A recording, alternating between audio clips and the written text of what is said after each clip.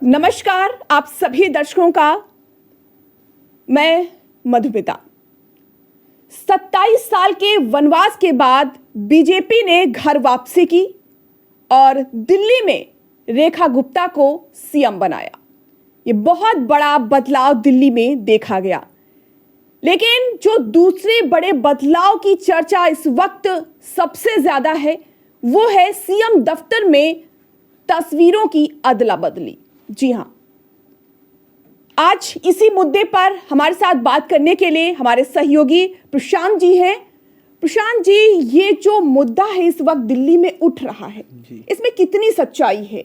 ये जो तस्वीरें वायरल हो रही हैं सीएम दफ्तर की, पहले आम आदमी पार्टी की और साथ में जो इस वक्त सीएम दफ्तर की जो तस्वीरें हैं, कितनी सच्चाई है? देखिए मैम, जैसे जब पार्टी बदलती है, जहाँ का सत्ता बदलता है, हर पार्टी की अलग अलग विचारधारा है। तो हम जिसे अपना आइडियल मानते हैं, हम चाहते हैं कि हम उनके आइडियोलॉजी को आगे लेकर के जाएं और उन्हीं को अपने फ्रंट में रखना चाहते हैं। तो भारतीय जनता पार्टी की सरकार जब से आई है दिल्ली में, तो आम आदमी पार्टी ने कभी ऐसा नहीं सोचा था कि दिल्ली से उनका शासनकाल जाएगा। उन्हें यही लगता था कि दिल्ली हमारा है, हम आजीवन दिल्ली पे राज करेंगे। लेकिन जब दिल्ली हार गए हैं आम आदमी पार्टी, अरविंद केजरीवाल जी, तो उसके बाद उनकी पार्टी के जितने भी नेता हैं वो एकदम तिलमिला गए हैं।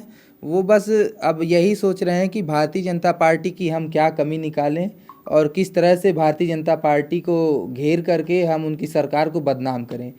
अगर भारतीय जनता पार्टी ने अपने कार्यालय में किसी भी तस्वीर को अदला बदली किया है तो इसमें ये कोई बहुत बड़ा मुद्दा नहीं है।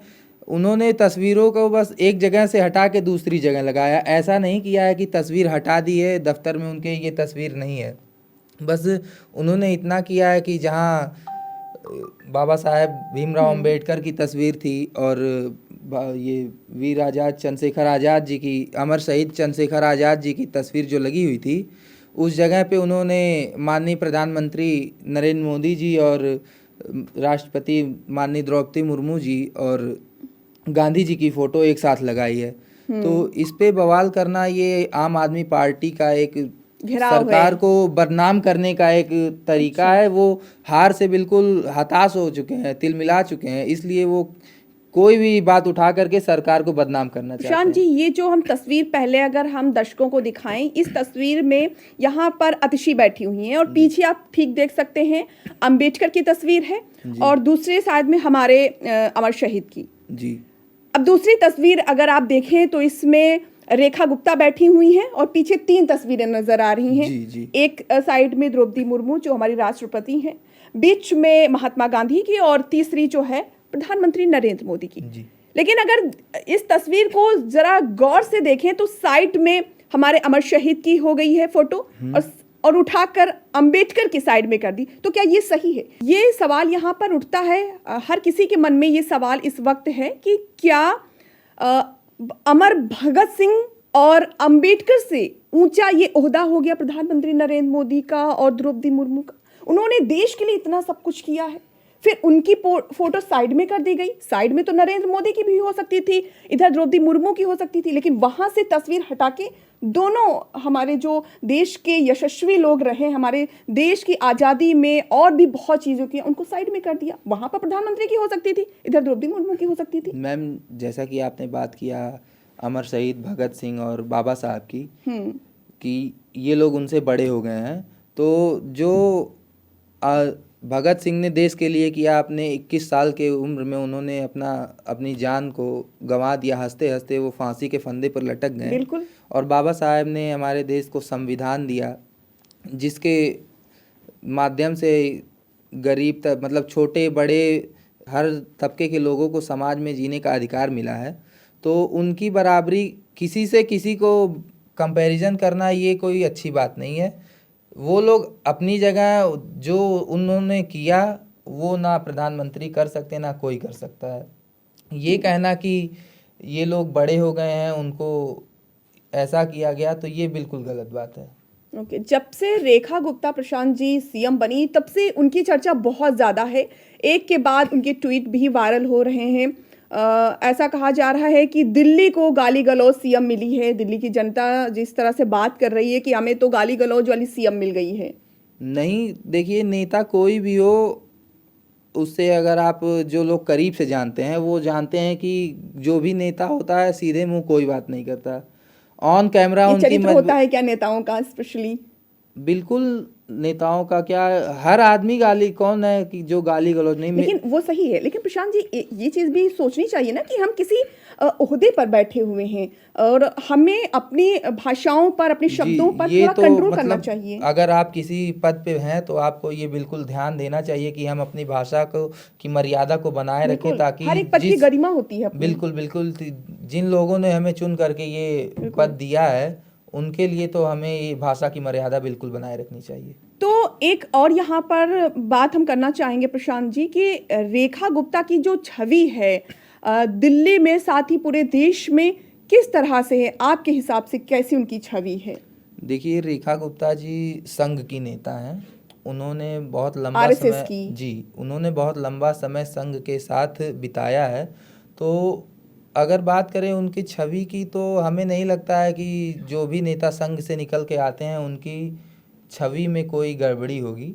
संघ से जितने भी नेता निकले हैं, हमारे जो यशस्वी प्रधानमंत्री जी रहे हैं वो भी संघ से जुड़े रहे हैं काफ़ी लंबे समय से, तो उनकी छवि में कोई हमें नहीं लगता है। हाँ, विपक्ष तो हर किसी पे उंगली उठाती है। विपक्ष ने तो अटल जी पर भी उंगली उठा दिया था। बिल्कुल। तो फिर विपक्ष के मतलब किसी की छवि के बारे में बात करना, ये कहना कि ये ऐसे हैं वैसे हैं, ये कोई अच्छी बात नहीं है। जी प्रशांत जी, फिर से वापसी करते हैं अपने प्रमुख टॉपिक पर कि जिस तरह से आतिशी हो गई या अरविंद केजरीवाल हो गए या उत्तर प्रदेश की आम आदमी पार्टी के जो लोग हैं, वो चाहे संजय सिंह हो या और भी जो यहाँ के जो कार्यकर्ता हैं, जो नेता हैं, वो इस मुद्दे को बहुत ज़्यादा बढ़ा रहे हैं।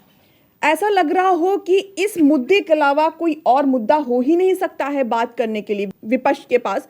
तो क्या इतना ये बात करना महत्वपूर्ण हो गया है विपक्ष के लिए, आम आदमी पार्टी के लिए, इस तस्वीर को लेकर? देखिए मैम, भारतीय जनता पार्टी ने चुनावी समय में जो भी वादे किए थे वो पूरी तरह से उनको पूरा करने में जुटी हुई है। तो आम आदमी पार्टी के पास ऐसा कोई भी मुद्दा नहीं है जिससे वो सरकार पे उंगली उठा सके कि आपने ऐसा बोला था, आप ये नहीं कर रहे हैं। सरकार ने यमुना की सफाई का दावा किया था तो सरकार उसमें लगी हुई है। आप जा कर के देखिए, वहाँ हर शाम यमुना की आरती होती है। अच्छा, जब से दिल्ली की सरकार जी, बनी जब है? से भारतीय जनता पार्टी की सरकार बनी है उसके तो बाद एक नई बात हो गई ये। बिल्कुल। और फिर जो महिलाओं को 2500 रुपए की सहयोग राशि देने का दावा किया गया था, उसको भी रेखा गुप्ता जी ने कुछ मुख्यमंत्री पद का शपथ लेने से पहले ही उन्होंने बोला था कि होली से पहले ही हम पहली किस्त जो है वो आपके खाते में भेज देंगे।